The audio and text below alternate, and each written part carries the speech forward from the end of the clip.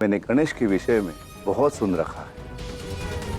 उनके दर्शन तो मैं भी करना चाहता हूँ।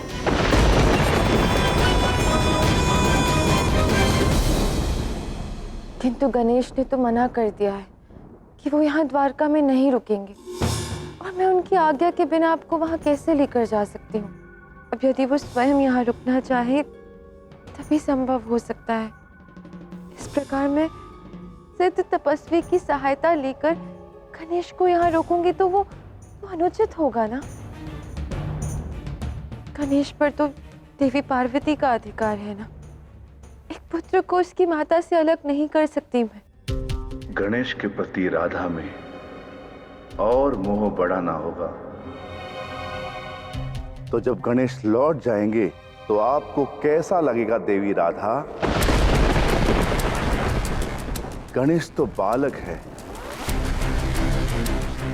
एक बालक के विषय में सभी निर्णय मां लेती है, और आप तो बाल गणेश से मां जैसे प्रेम करती है।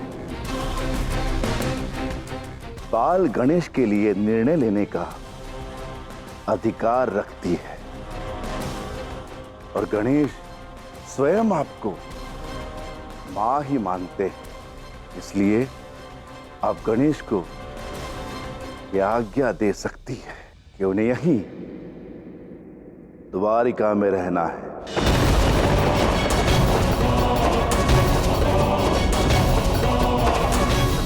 किंतु देवी पार्वती। एक माता की आज्ञा लेकर गणेश कैलाश से आए थे। एक माता की आज्ञा के बिना वो द्वारिका से नहीं जा सकते।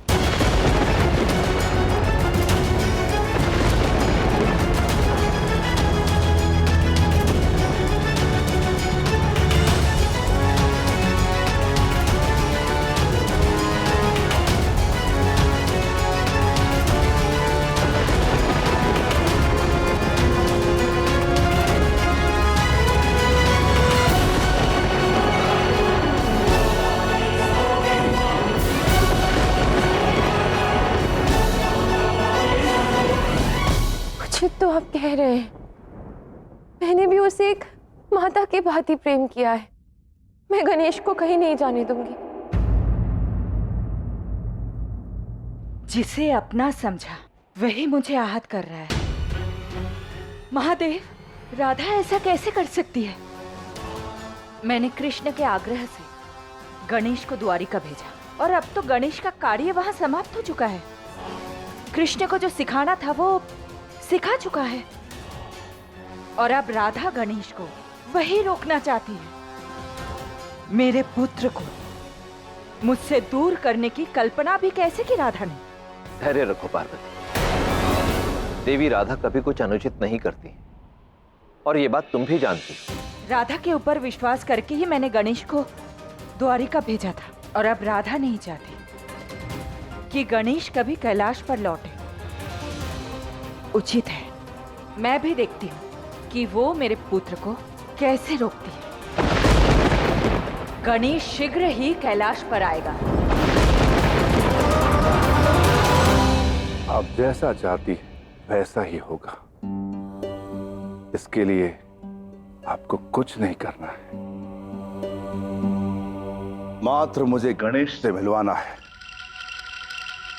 आगे जो करना है मैं करूंगा।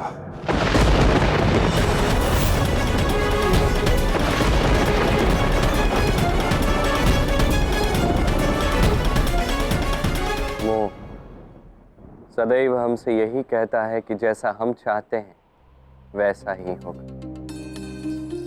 परंतु वास्तविकता ये है कि सब कुछ उसके विपरीत ही होता है।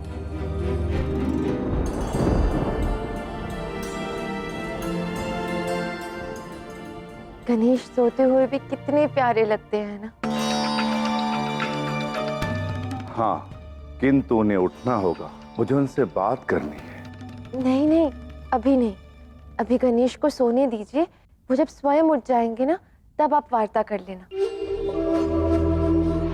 अभी आप आतिथ्य स्वीकार कीजिए और भोजन ग्रहण कीजिए। आइए। देवी, मेरे पास व्यर्थ समय नहीं है। यदि आपको सहायता चाहिए तो शीघ्र ही गणेश को उठा दीजिए, अन्यथा मैं चला। देखिए, मैं एक नन्हे से बालक को निद्रा से उठाना उचित नहीं समझती। यदि आप उसके उठने तक प्रतीक्षा कर सकते हैं तो ठीक है, अन्यथा आप प्रस्थान कीजिए। मैं ना सुनने का आदी नहीं हूं। आप मुझे मना कैसे कर सकती हैं? इतनी अधीरता उचित नहीं है। देखिए, आपकी भांति मैं भी एक भक्त हूँ। भक्त को अधीरता शोभा नहीं देती। लगता है मुझे गणेश की निद्रा भंग करनी होगी। रुकिए, मेरी इच्छा के विरुद्ध आप बाल गणेश को उठाएंगे, ये संभव ही नहीं है। और आप तो मुझे कोई तपस्वी नहीं लग रहे हैं। कौन है आप, बताइए।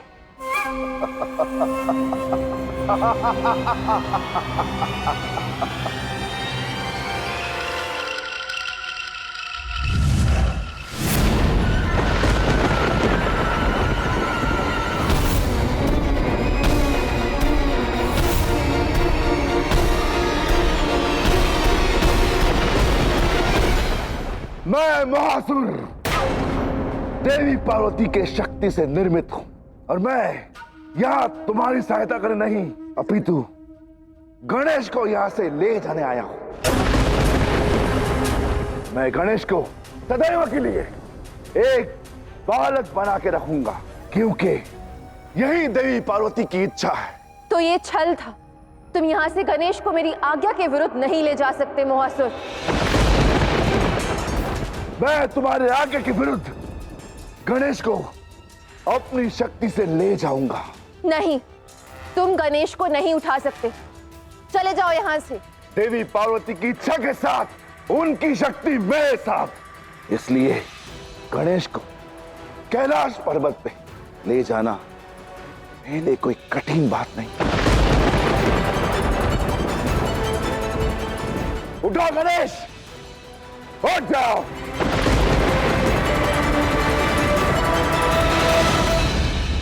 तुम्हारे कठोर स्वर में एक बालक को उठाने की क्षमता ही नहीं है मोहासुर। एक बालक को एक माता के ममतापूर्ण स्वर ही उठा सकते हैं, और मैं गणेश को नहीं उठाने दूंगी।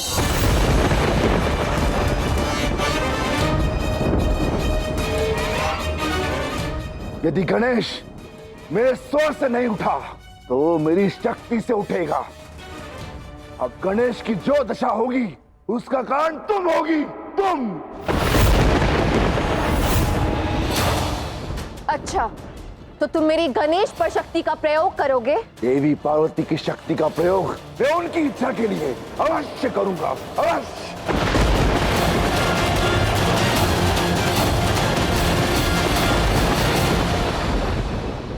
यदि ऐसा है तो सुन लो मोहासुर, मेरे साथ भी एक माता की शक्ति है जिसे तुम पराजित नहीं कर सकते। और तुम मेरे गणेश को हानि पहुंचाने की बात तो भूल ही जाओ। तुम मेरे गणेश को स्पर्श भी नहीं कर सकते। तुम मेरा कुछ नहीं कर सकती राधा। मैं देवी पार्वती की इच्छा अवश्य पूर्ण करूंगा, और यही मेरा कर्तव्य है, मेरा।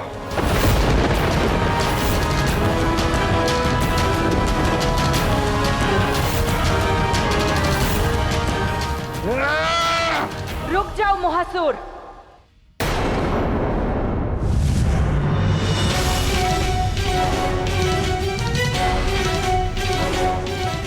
अब न जाने क्या होगा। प्रेम और शक्ति में द्वंद्व हो रहा है।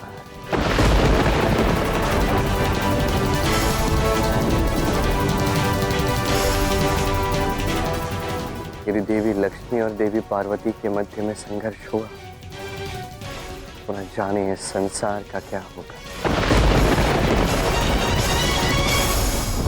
राधा, ये तुम क्या कर रही हो? तुम गणेश को अपने साथ नहीं रख सकती। गणेश मेरा पुत्र है। देवी, मैं जानती हूँ कि गणेश आपका पुत्र है, किंतु क्या हमें गणेश से नहीं पूछना चाहिए कि वो कहाँ रहना चाहते हैं? मैं मानती हूँ कि बाल गणेश सदैव यहाँ नहीं रह सकते, किंतु यदि वो यहाँ रहना चाहते हैं तो हमें उन्हें रोकना नहीं चाहिए ना।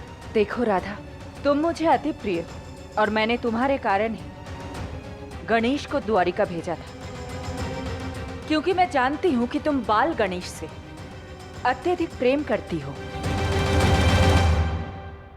किंतु अब गणेश को मेरे साथ जाना होगा। नहीं नहीं देवी, अभी नहीं। अभी बाल गणेश यहीं मेरे साथ रहेंगे।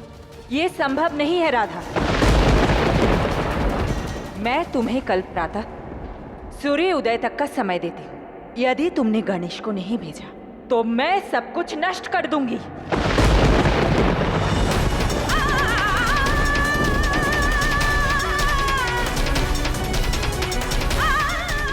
नहीं देवी, मैं आपसे विनती करती हूँ।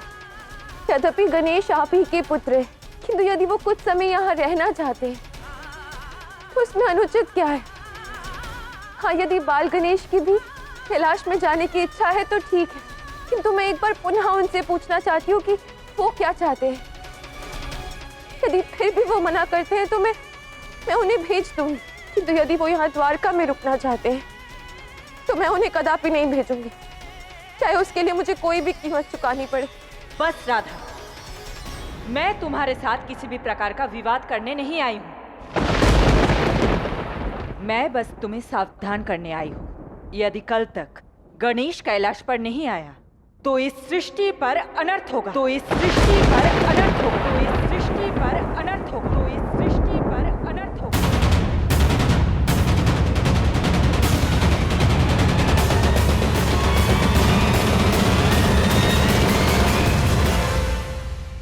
देवी पार्वती की बात तो तुम्हें समझ आ ही गई होगी राधा।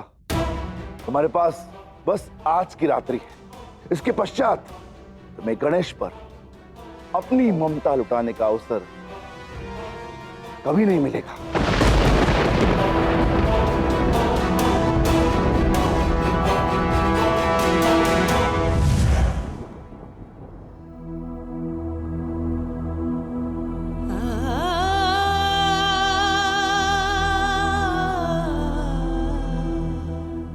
गणेश, आपकी इच्छा के विरुद्ध मैं आपको कहीं नहीं जाने दूंगी। दोनों माताओं में इतना विरोध? मुझे शीघ्र मामा श्री से बात करनी होगी।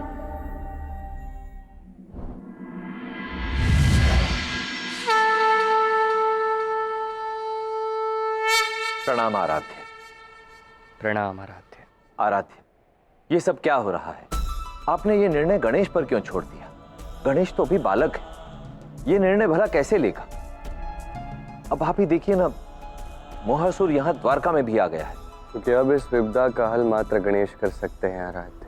मैं जानता हूँ कि यदि इस समस्या का हल गणेश ने किया तो उनकी मानसिक बुद्धि का विकास भी होगा आराध्य। दोनों माताओं का मोह और मोहासुर दोनों का अंत होगा। बस हमें उस पर विश्वास करना चाहिए। हमारे पास अधिक समय शेष नहीं है आराध्य, और यदि पार्वती अपने रौद्र रूप में आ गई तो उसे हम नहीं रोक पाएंगे। जो शक्ति गणेश के पास है वो अन्य किसी के पास नहीं। बड़े से बड़ी विपदा को वो बड़ी सरलता से टाल सकते हैं। और आप जानते हैं कैसे? अपनी बुद्धि से।